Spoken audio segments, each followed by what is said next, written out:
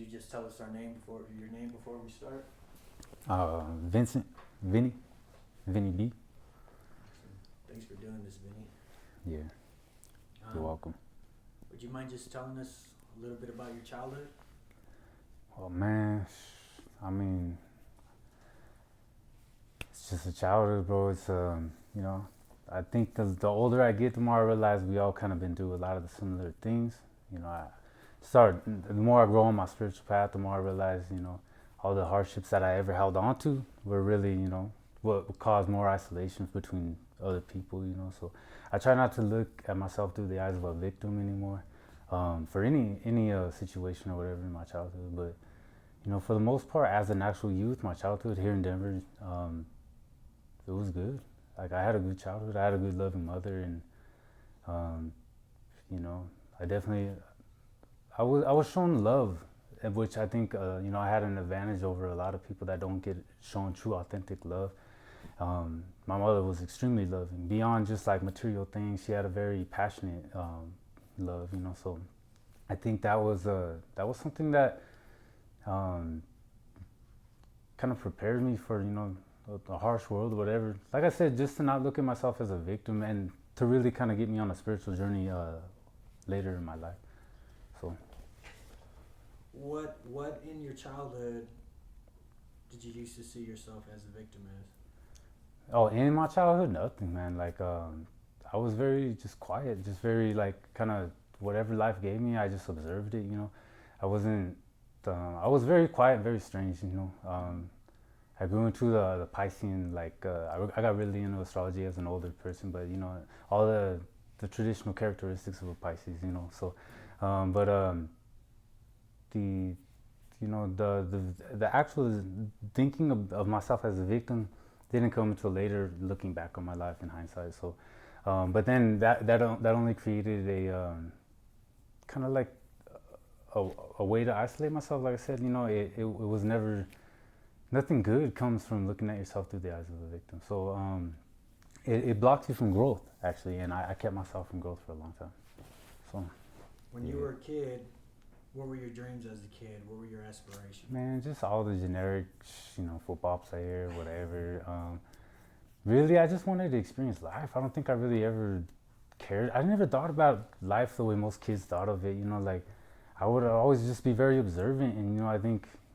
Um, I definitely wanted to experience the world and travel and understand things, but on a very subconscious level. Like I never like actively like this is what I want. I kind of in my youth as like a teen, boxing was my dream, my goal, my life. It was it was very easy for me as an isolated person to just box, man. Just all I needed was my headphones to run, and like I could do it very on my own. Like I was a part of a gym and all that, and but as far as like younger than that, just whatever, whatever. Could you tell us about your relationship with your dad and how that felt? My pops, man, my pops. He was a bad alcoholic, and apparently alcoholism was on all sides of my family except for my mother. Like all grandparents, whatever, all alcoholics. But my pops was a bad alcoholic. He was always drunk, but I always, like I said, looked at him and like do everything with neutral eyes for a lot of time. I never like hated my dad at all. I only really really wanted him to love us. And but he was I'm mixed race, so being mixed race was actually a big aspect of my life. I didn't realize would cause so much um, being torn, later on in my life. It caused a lot of self-hatred.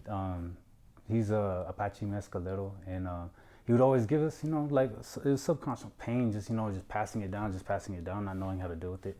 But everything we did wrong is, oh, you're a white boy, you're white, and it's because you're a yuppie, it's because you're this, and then, I never hated him for that. I was just like observe it and soak it up, just like a kid, a sponge. And then as I grew older, I never had hatred for him. I actually learned just to hate my own white skin and my own self. So, like my pops, I seen his pain. I seen how much pain he carried, and I really just I felt bad for him in a very disconnected way. I was very just disconnected, man. I was just like I would observe and like things You know, like he would always be that drunk, the traditional characteristics of the drunk. You know, throwing stuff, breaking stuff, and always mad, always angry, and uh, yeah. I mean, I adopted those later once I started drinking. You know, but it's all part of the healing path. You know, it's unconscious pain that people don't know how to deal with, and it took a while on my spiritual journey before I could really even understand that and want to deal with it. You know. What about your relationship with your mom and how that felt? My mom, like I said, she was a little hummingbird. She's just like the kindest, sweetest, softest person, and she always had so much love.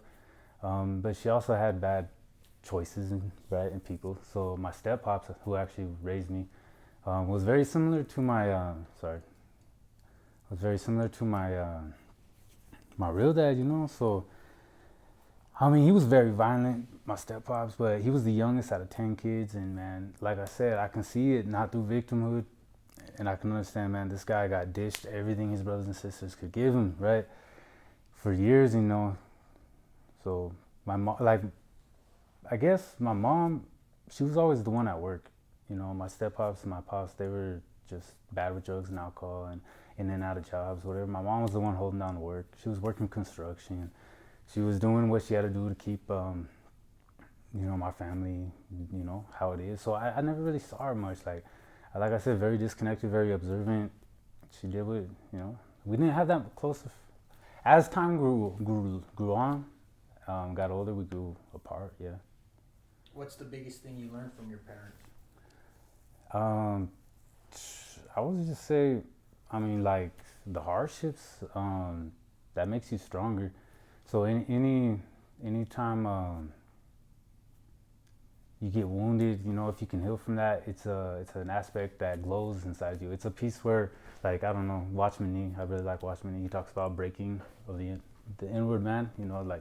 Our breaking of the ego, and the more that can break, through those hardships or whatever, circumstance, the more the spirit can shine through. So, my mother really shot me, sold me, taught me consistency, man. She's very consistent. She's very, like I said, from the heart. Everything she does is from, like, she showed me true authentic, being authentic. Like, it's like she was so, like, what she did was genuinely from her heart. Like, so many faces that I've seen in this life are so fake. There's always a motive. There's drugs, there's money, there's something behind it. There's always a motive or a reason. And man, my mom was always just straight from the heart. Like, whatever she a lot of times she couldn't speak, and I got that from her, man. I was very quiet, very, like, quiet child, just, didn't speak to nobody, didn't talk to nobody. And I think I got a lot of that from my mom too, because she, was definitely a victim of a lot of trauma passed down to her. So, a lot of similar characteristics, whatever. Could you tell us about your first love and how that first love felt? So this first love, it can be a person, it can be an event, it can be whatever you associate as your first love. Well, absolutely true first love was boxing, man. Sorry, I can't cuss. I shouldn't cuss. Boxing, bro. I absolutely love boxing. I went through a few gyms. I started at Thornton Powell. I ended up here on Sloan's Lake. I spent a couple years there, D-Town, and but man, boxing set me free. It gave me a purpose. It felt like God made it just for me, man. I loved boxing, absolutely. Could you describe the emotions? With boxing, Yeah. shit, it's the sweet science, man. It was just something about going to smoker fights and being at the gym. It was like a family, like. My coach was like my grandpa. Like, he cared. That was actually one of the first times I really had someone just absolutely show care and accept, and give me rides home and, like, just pick me up and buy me food and, like, everything, man. Like, family. Like, he was like and it was always oldies but goodies, Los Lonely Boys. It felt so much like a real home, and it was crazy because it's like I didn't. Like, it kind of, like, I guess I never really thought of it like that. I never looked at it like that. Like I said, in the moment, I was very disconnected and observant. But hindsight, looked like a Pisces straight. Looking back, always, but the boxing was like the first family that wasn't just fighting and screaming and yelling and broken glass and just yelling and always problematic. Yeah. So I mean, boxing was like, it was like for friends, family, like everything came together, man. There was food. It was like good times. I never like so many people just like festive, like just love, like, and then so many people passionate about a dream and motivated and like man, it was just so many positive aspects in the one thing. Yeah, I loved it. It was important to me. Could you tell us about your first loss or heartbreak, and it's whatever you associate as your first loss or heartbreak? I mean, I want to say like my first girlfriend, but like I had been in such like so much domestic violence household and so much fighting and screaming that I was already like kind of prepared for it, I guess, in a weird way, like breaking up. I was just like very disconnected from it. Like I was really attached to boxing. So some things happened. I couldn't fight anymore. I got concussed. I got jumped actually down here in Denver, and I don't know how much I should say about that, but like a couple. The alcohol and the drugs really led to me getting in a lot of fights outside of boxing, right? And getting jumped a lot.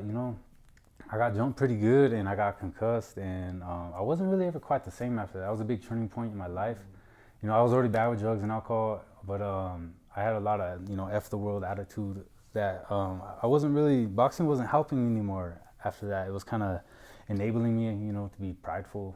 I guess that's my pride started getting the best of me, and a lot of it was the boxing, the coaches split up, so I was kind of like the family wasn't there no more. I didn't have a direction, so I just was whatever.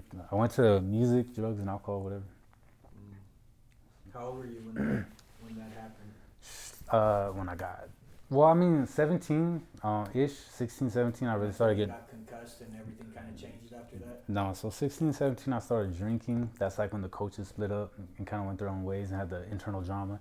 And then I tried to keep going on with boxing for a good while, but it was like 19. 19, I got jumped and concussed and whatever. And I tried to keep doing the boxing thing, but like, man, it just wasn't happening. I kept getting concussions. I was heartbroken, man. I had no direction again. Like, I was like, man, so I got to figure this life out again. What do I do? Drugs and alcohol, that was the only thing really there. So, Who would you say first taught you love and how? man, I think a lot of different people in my life taught me love in a lot of different ways from all different broken vessels, loving the best that they could from whatever fragment that their heart is being able to reach out of. So it's like a different conduit, like we're all shattered so much. And, um, like I said, the older I get, the more I can see people are just dealing. You can't deal what you ain't got. So it's like they're doing the best they can from where they're at. So I mean, like everybody loved me in their own way, the best they could. I want to say one of my exes. I'm gonna leave her name out of it, but she was very loving, man. She watched me go through a lot of shit. Like she was always right there, sober, pretty much, and I was always there acting dumb, wild, and messing up, getting in fights, like again and again with cops and stuff, and she was always right there, like scared that I was gonna die, scared that I was gonna get killed this time, scared, like so. I didn't see it then as love. I seen it as an annoying mom, kind of like nagging and just like that needs to go away. But now looking back again, I see it in a different kind of way. Love. Um, yeah, basically. So What's love to you? So, how would you describe love to you? Has it been the same or has it changed from when you were a youth to where you're at now? So, if you can contrast those different loves, like what you thought love was versus to where you're at with love right now. man, what I thought love was as a kid, I don't think I ever really thought about it. Like I said, I'm disconnected, man. I never really resonated with love too much. Like I would feel it, but I would let it. Like I didn't really like grasp it. I didn't try to grasp it and run after it and hold on to it. Like what is love? Like, but love now I really see it kind of more as non-emotional. So like love will like I literally see love as a pure spirit. Like God's pure spirit is just love, and it'll cause a lot of different reactions. Like you know being like addicted to like people or whatever, like it'll manifest itself in different ways, right? But like the true root, I try to keep my mind that it's very separated from emotion. So like just to recognize that love can be with you 24/7 throughout the day, through every season of the day or every season of your life. So if it's a good day, bad day, whatever, to be able to still connect to love through whatever feeling that you have, I guess. I mean, that was a long way around the block of really just trying to say, like, man, love is love. People overcomplicate it, and it's more than a feeling, but it does cause a good feeling because it's like, you know. What's the simplest way you can describe love for you? I want to say enthusiasm, man. It's like the highest vibration, right? It's just like, man, when you get really excited about something and you feel like all the worries melt away and you're just like in alignment and you're like, man, life is how it's supposed to be. This is how life is. This is how life, like no worry, like everything melts away. Like love melts things away, man. And so that, I would say that's love. What's a good day look like for you? Just being in alignment, man. I can't, like, every good day I've had, it's not like, oh yeah, that's a good day. Like they look so different, but it's really when I trusted, I stepped forward into something, and I got something done. I let the spirit grow. Like I said, love's so fragmented. I feel like anytime that the spirit gets to heal and some of those cracks get melted, and it's really what it is, broken vessels getting melted back together. Anytime that I was successful on just facing the day and seeking God or love or in whatever way on a healing journey where there was some healing in the process that took place, that's a good day. That's a good day. What's a bad day look like for you? Man, when I do something I know I wasn't supposed to do, when I had the power easily not to do it, when like I purposely, what I've associated now with just going against God's voice.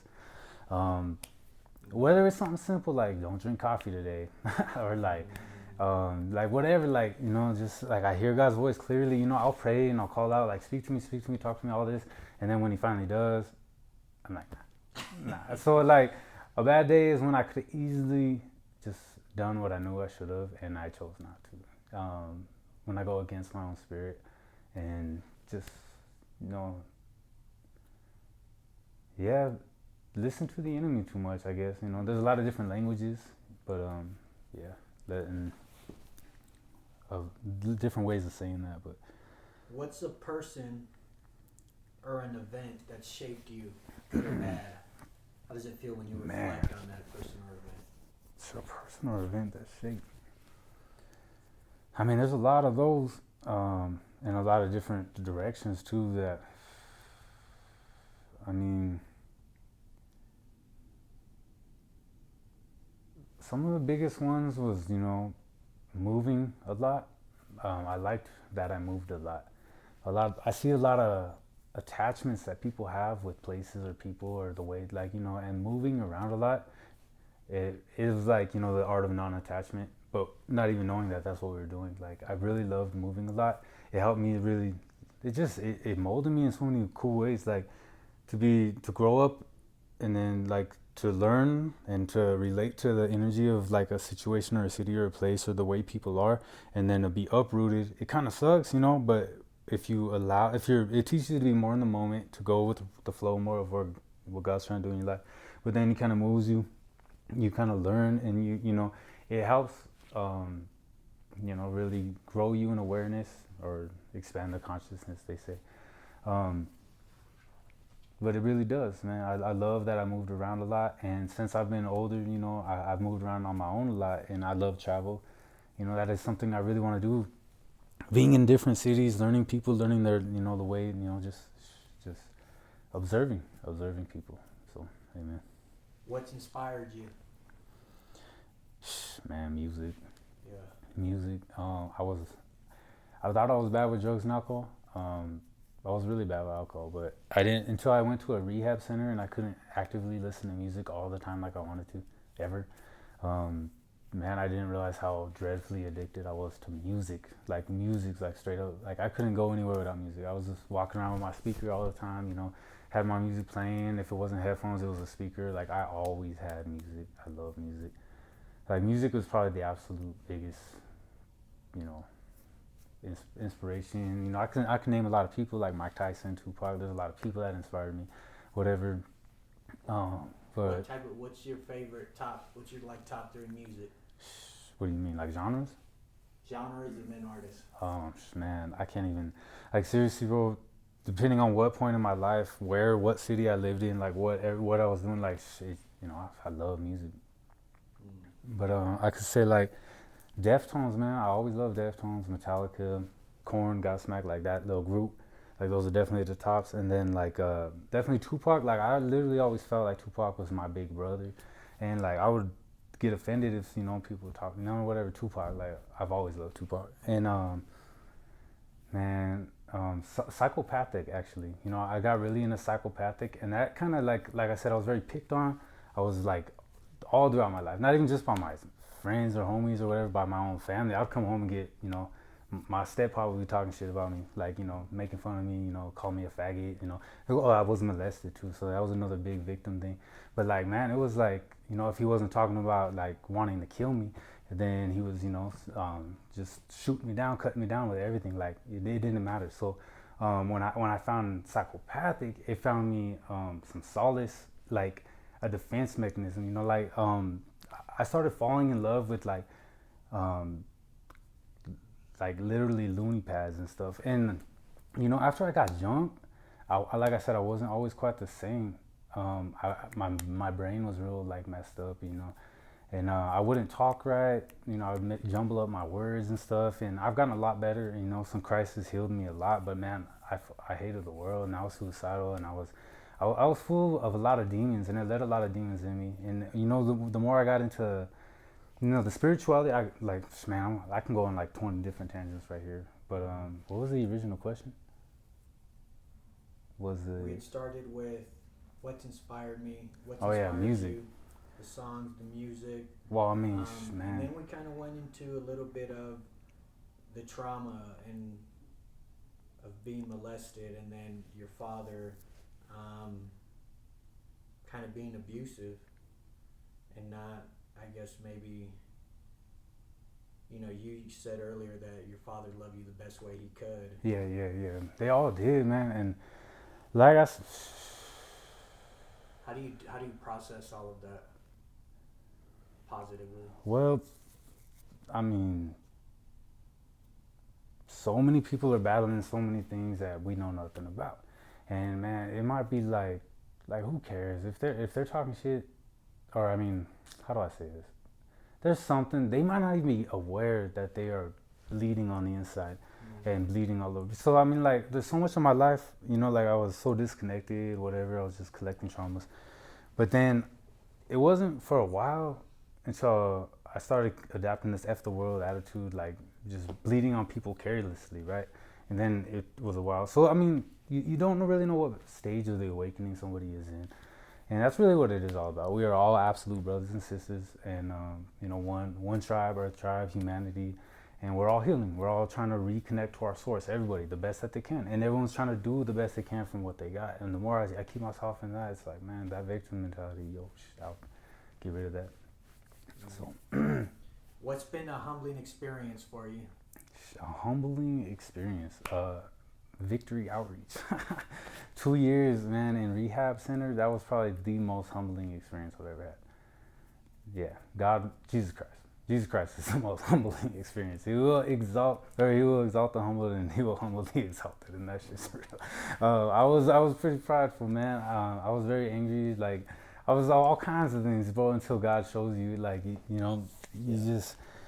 Everything you think, about somebody else, God's like waiting to show it about you. But He loves you, man. When you realize that it is out of love, and love is the answer, it was the original, it's where we will return to, then it makes the process a lot easier, bro. Like, that Jesus Christ humbled me more than anything, straight up. Was it you had a specific moment? Just getting sober. Sobriety taught me a lot. And within learning, it humbled me a lot. I'm not every humbling was just me tripping on my face, before, pride comes before a fall or whatever. A lot of it was just me realizing, a lot of the anger that I carried, even towards churches and, their ignorance and hypocrisy and all that. I don't want to get into that.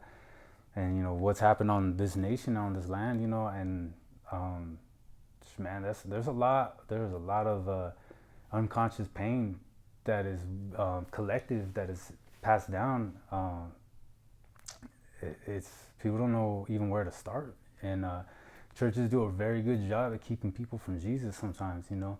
And Jesus said that himself, bro. You know, you guys are masters of the law, but you yourself haven't entered into the gates, you know. So it's like, you know, Matthew 23 is one of my favorite verses. But I mean, Christ opened my eyes to so much, man. He's so beautiful, and he's so pure, and he's so like life. And then you look at some of the faces like of these, you know, these people from the churches, and they're so full of like pride and greed and hatred for you. Like they don't understand, like, you know, man, people are just hurt, man. People need God, people need love. So, you know, it is doing it from love, to love, for love, you know. And our ego in any scenario, even in the spiritual community, it gets the best of us. But like I said, I believe people are trying their hardest. So Go in your mind and think. This life event can be mental, physical, or spiritual. Can you tell me about a time in your life that you can relate with the word of war? war, Yeah. I mean, I've hated myself.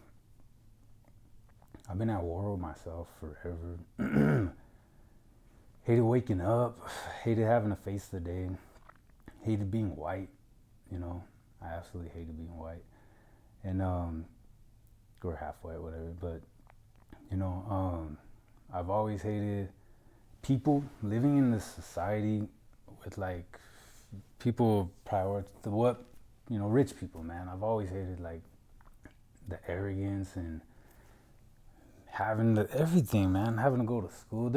I've been at war with myself so badly, like forever, bro. Like, honestly, I don't know there's been, you know, as far as like fight or flight and adrenaline being activated, I don't think there's ever been a time really before I was 7 that I didn't feel at war with life, with people around me, with the people at school, teachers, with jobs, with everything, man. I've looked at everybody my whole life as an enemy.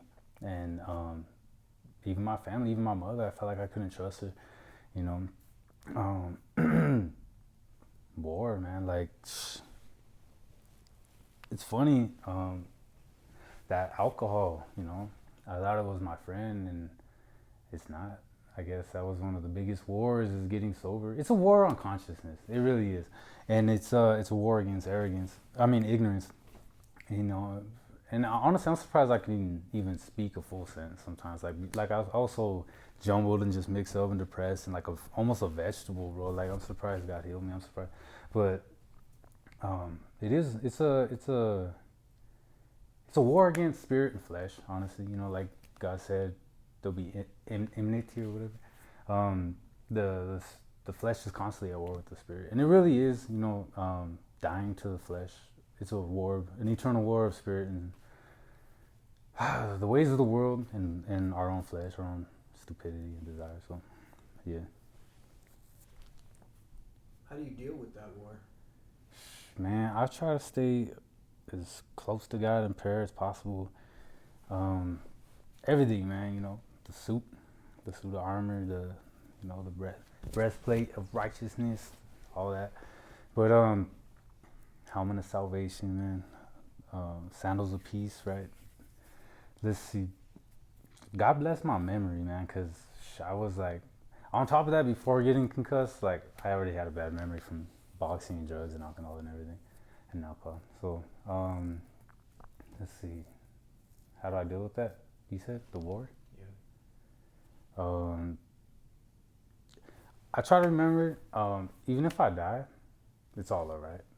So, I mean, like, God's got me. So, I mean, yeah, there's a lot I want to do. I want to heal. I would like to do mission work. I would like to go, you know, third world countries. I would like to, you know, help out with rehabs and stuff. And, you know, half of me is like on the war against like sin and like, man, y'all was like spreading consciousness, spreading awareness, like wake up, wake up, wake up. But, you know, and the other half is like, man, I got to have, you know, some of my music, like sometimes, bro, like I can't, like I tried the absolutely like cold, like, so I'm just like, man, I try to process it day by day and stay balanced and just know, for one, know that I can't do it alone, because I love to try to do it on my own all the time. And every day. And I think that's my biggest thing, you know, just to trust, man, God got you this far. He really does want you to make, like, I got such trust issues. So, like, even with God, I'm like, man, I don't trust. Like, I don't know. Like I do trust you, but like so it's what not I'm not so much the war, right? How do I deal with it is just do my best in every direction and do my best every day. On yeah. Same type of question. Go in your mind and think this life event can be mental, physical, or spiritual. Can you tell me about a time that you can relate to the word peace? Peace. Peace. Actually, man, it's weird because like you wouldn't expect it, but at the gathering, man, with all my ninjas, um, and man, that was peace. It was like there was nothing else, man. Like it was nothing else. It was like, fuck, man. Like the gathering, bro.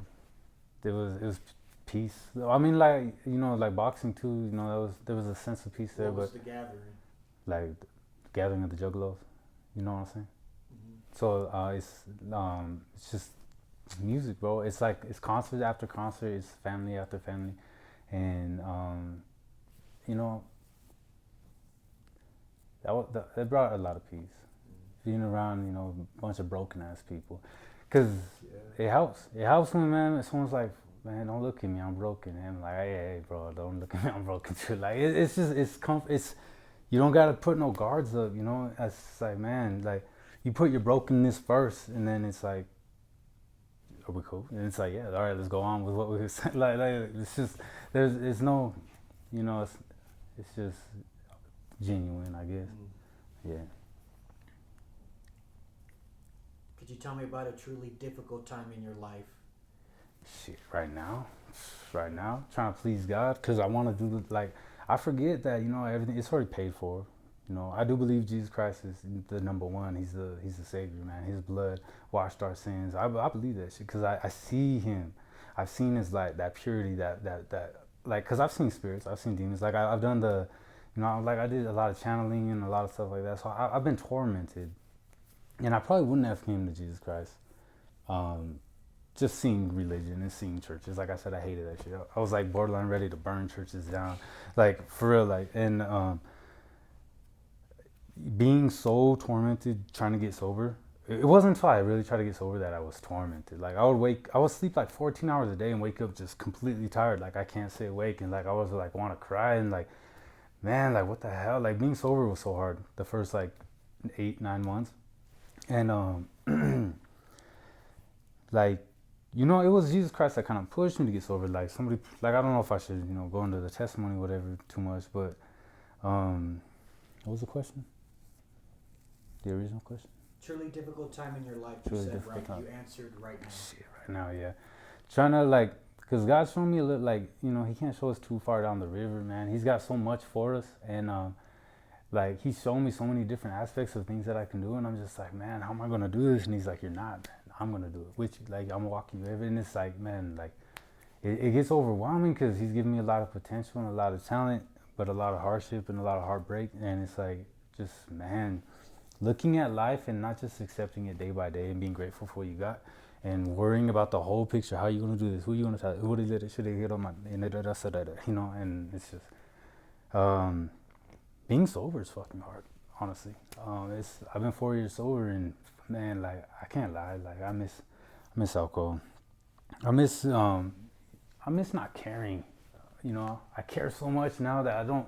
Like every 5 minutes, I'm like, God, what do I do? God, what do I do? Like, what do you want me to do? What do you want? And He's just like, chill out, man. You kind of know what to do. You just kind of, but like I'm constantly like, what do I do now? What do I do now? What do I do now? So it's a lot of unhealed energy. It's really what it is. It comes down to the healing and not running from it. So many people just want to run from the healing, and it's, it's what it is. It's hard. Being sober, healing, and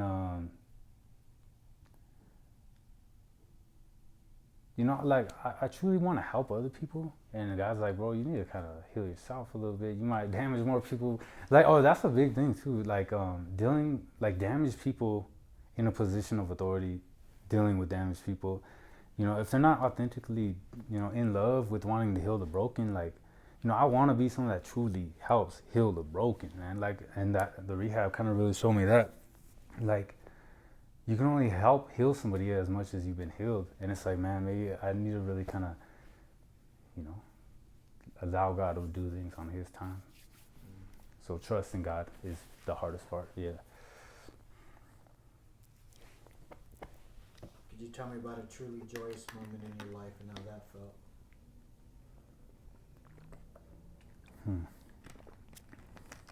A truly joyous moment.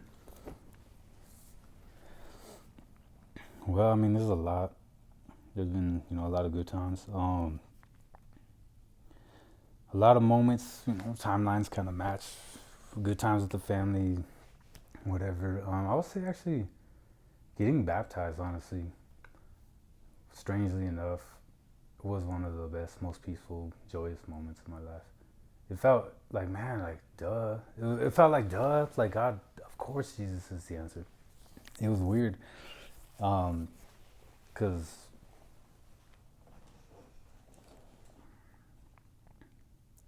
yeah, I don't really know if I should, like just lay out my testimony, but you know, it was like time froze, all timelines kind of, like I said, melted away, and I got baptized in the ocean, and when I got it, I was like, man, whatever, because they offered to buy me food. Honestly, the church did. I was homeless, and the church said they're gonna buy me food, and that I should get baptized, and I was like, all right, whatever, I'll go get baptized, and I'm wearing this robe, all goofy. I'm like, man, this is ridiculous. I look goofy, whatever.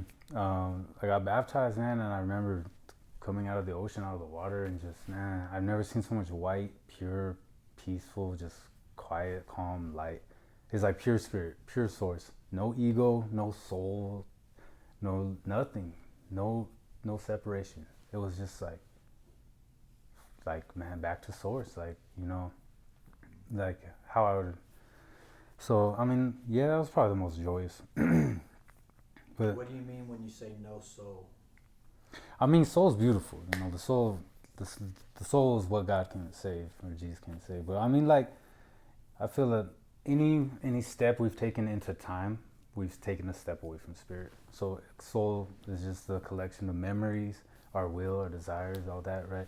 Who we are as a person that has been separated and fragmented off, broken off in pieces. So it's like all of our spirits back to one. I see it as source creator, just one wholeness, right? And then since He had given us an aspect, a dimension of separateness, we've started to accumulate souls. So I mean, like, it's just, I look into God's face as if I'm looking into a mirror, kind of deal. So it was like, not like, like I see that He's the one that breathed life into me. So there's no separation. So What keeps you up at night? coffee. Yeah, coffee. Yeah, man, like, honestly, when I quit drinking, I got really bad into caffeine, and it was like my new habit, whatever. But I tried, it's not that bad. Honestly, having so much work and not really seeing too much progress fast enough. Like, I got paintings, I do music, and I'm writing. I want to travel. Like there's a lot of things, right? I got like ideas after ideas after ideas, and I'm just like, sometimes I'm just like, man, fuck. Like, it'll take me 5 years to know, or to even like get a like just progress, I guess, like some traction, some movement. So I guess overwhelmment, being a little overwhelmed with myself, and worry about the future, because man, all this COVID stuff and this fear agenda that they be pushing, and sometimes it gets into my space, sometimes it gets the best of me. So I be worrying like, man, I got all of this that I want to do, and I'm like, man, so fear and overwhelmment, worry. What keeps you going every day? Just God, man. Purpose, a little bit of excitement. I think excitement's the most important thing that we could have, to be excited about life, to be excited about our passions, whatever. Excitement, just the idea that it is going to come together, man, and that things are going to line up, and it's not really up to me. Just do the work, and God will bring you'll cross that bridge when you get there, kind of deal. So and also every once in a while, I'll go a week without talking to people, still kind of like isolated, whatever.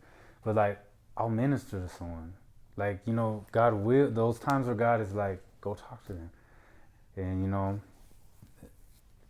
and I actually say yes, you know, like the times I say no and I'm like, forget it, you know, conviction kills me, it's whatever, it's the worst day. But the times where I actually do go tell somebody that's hurting, that's bad with drugs, that's, you know, obviously like, you know, messing up, you know, and you speak to them a little bit, you minister to them, you give them some of the light that God gave you, you know, when you can speak from that moment of where you witnessed.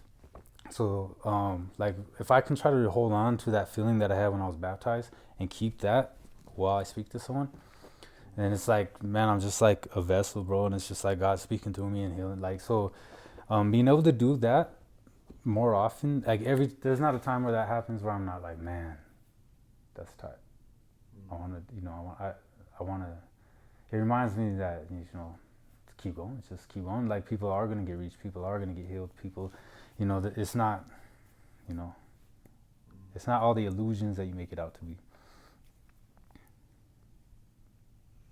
Imagine you're in the hospital today with only hours to live. What would be your regrets, if any? I was scared to talk to people. I was scared of how I looked. I was scared of humans. I'm scared of everything, all the fear. I let fear, like, you know, I was doing meditation and, you know, chakra work, energy work, readings, tarot cards, all that for like 10 years, like 8 years before Christ. And then, but I always, you know, it was always source, it was always creator, it's always love, you know, like I said, every denomination, every religion, every, you know, they all have their ego trips, they all have their pride, they all have their separations, even in the body of Christ. So it's like, you know, it really is just healing and peace, healing and peace. Can you accept that? Can you accept that it comes down to the broken being healed? Like, at least, you know, like, where can you find common ground within the terms of truth, love, peace, whatever? So I've had so many amazing revelations come through me and to me that I wanted to share with somebody, but like I would turn and there was like never really no one there, and I was too scared to, like, you know, like I always want to do some like YouTube kind of deal or something where it's like, man, I get these revelations, or even reading the Bible, and I'm like, man, I'll be mad at God. I spent years mad at God. The whole 2 years in the rehab center, I was pissed at God, angry, like, why you kill so many people? Why you let people die? Why don't you, you know, like, mad at God always. And he would give me revelations, revelation. I'm just like, man, what do I do with this? So if I died, my biggest regret would be not sharing with the world what God shared with me, and always waiting and putting it off. Like, all right, maybe in like 5 years, you know, I'm gonna get honestly something like this where I like I don't want to do this. Like, I'm uncomfortable. I don't want people looking at me. I don't want people seeing my face or knowing my name. Like, I don't know, like, who's out there watching this, you know? Like, people are full of hatred. People like are full of judgment. People, you know. So I've had so many revelations given to me and so much love and so much teachings and understandings that I wanted to share with the world. And like, you know, I like Pac. Like, I always see Pac like in interviews just dropping knowledge and like love and charisma and all this stuff. And I'm just like, man, like, or anybody, like, if I could just like get over being looked at, because I hated. Oh, that's the big reason I isolated. Being looked at, I hated people looking at me, and it wasn't very often where people weren't making fun of me. So it was like, man, I hate people, but you know, I understand that people are broken, so I want to reach them.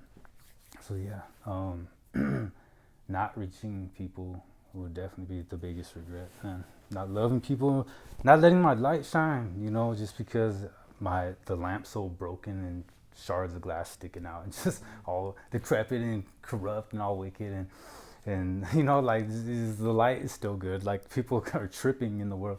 So it's like, you know, man, I just killed myself, bro. Corroded myself and hated myself, and I put myself down so much. And I wish I would have just not cared, bro, and just let people be them. Like, if they don't like you, like, you know, just still to show up. I wish I would have showed up more, because I never showed up. I isolated myself, you know. So that's definitely my biggest regret, and it still is. And that actually is where a lot of the fear and worry come from, because like I still have that here. It might not be the way it was when it was received, but like, it can still just be transferred. Like, the healing, it doesn't even have to be like the answers that I got. It could just be one statement that heals like 5 of the revelations I got. And I'm just like, man, there's still time, and I'm still not doing it, and I'm still slacking. And I look at my past and how so much slipped away, and I'm looking at my future and I'm like watching it slip away. So I'm just like, I'm like torn between failure of the past and failure in the future. So fear of failure, and but really just yeah, amen. You're alive and well. Do you feel that you can change or make amends with that regret? I'm trying to.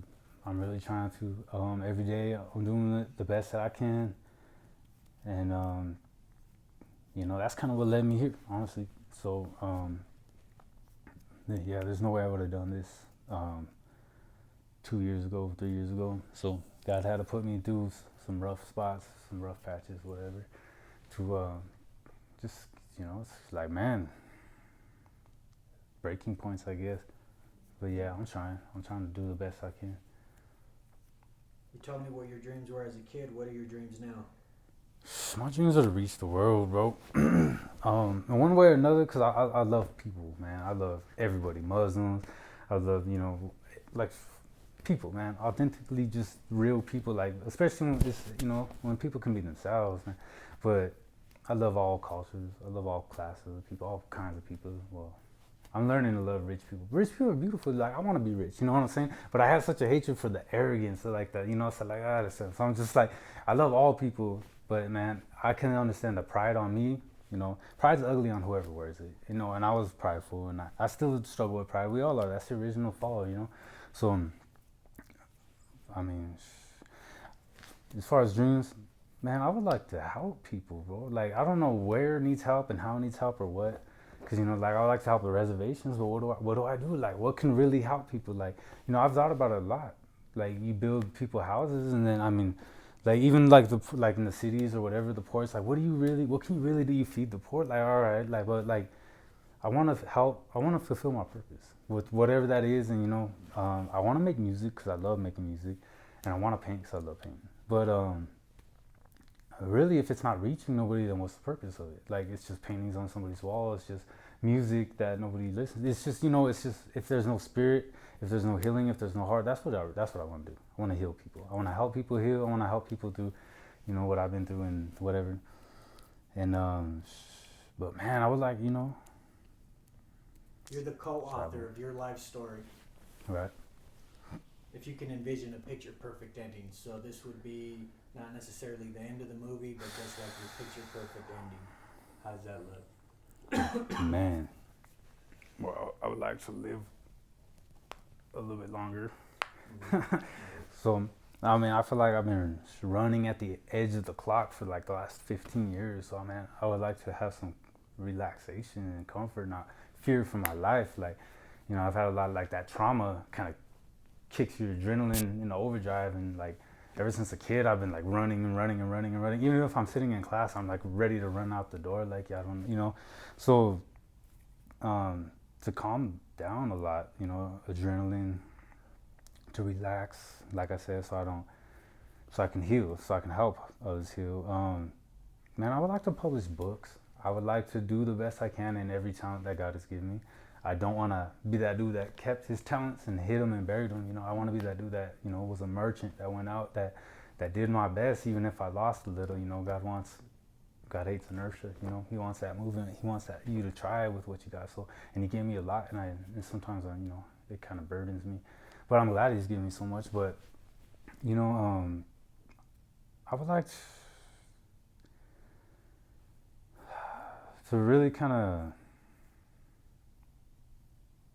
well, I guess, with a lot of cultural differences, and I mean, there's a lot of different things I want to help with, but I just want to do my best, man, and let my purpose be fulfilled as much as it can day by day, and stop, looking at life as like, I got to get all this done. This is it, like, so not looking at it like a chore and a task, but actually absolutely just loving every day and doing the best I can and trusting it's going to fall into alignment.